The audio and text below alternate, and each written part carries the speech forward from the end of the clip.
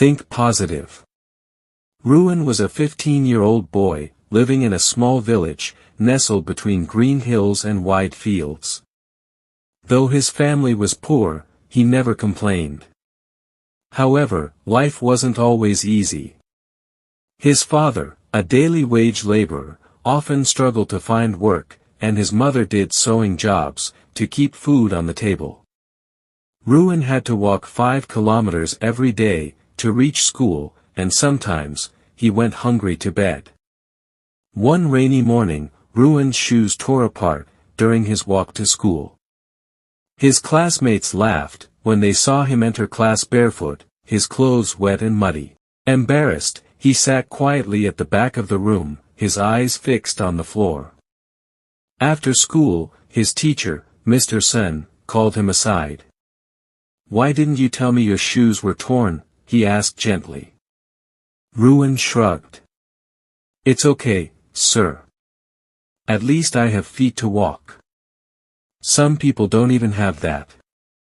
Mr. Sen was touched by the boy's response.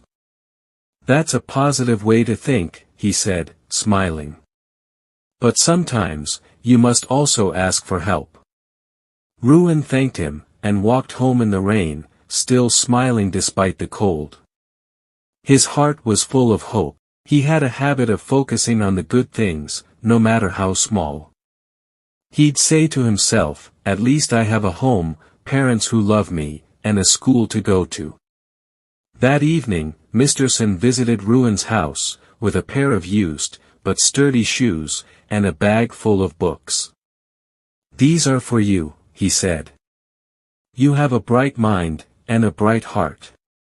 Don't let anything stop you." Tears welled up in Ruin's mother's eyes. "Thank you, sir," she said. "We want Ruin to study well, and become something in life." Years passed. Ruin studied hard, using every opportunity to learn. Even when his family couldn't afford a lamp, he studied under the streetlight. When he felt tired or discouraged, he remembered his own words, "Think positive." He grew up to become an engineer, and eventually, he returned to his village. With the money he earned, he opened a small school for underprivileged children, and named it Hope Academy. In the opening ceremony, he addressed the children. "I once sat where you are, with torn shoes, and an empty stomach. But I believed in one thing: if I stay positive and keep trying, life will change." And it did. The children clapped, inspired by his story. Ruin's life proved that, positive thinking is, not just about smiling through pain, but about believing in a better tomorrow, and working toward it. His journey became a light, for many others, reminding them that even in the darkest times, a hopeful heart can guide the way. Moral of the story: think positive, even when life is tough. A positive mind can change your destiny.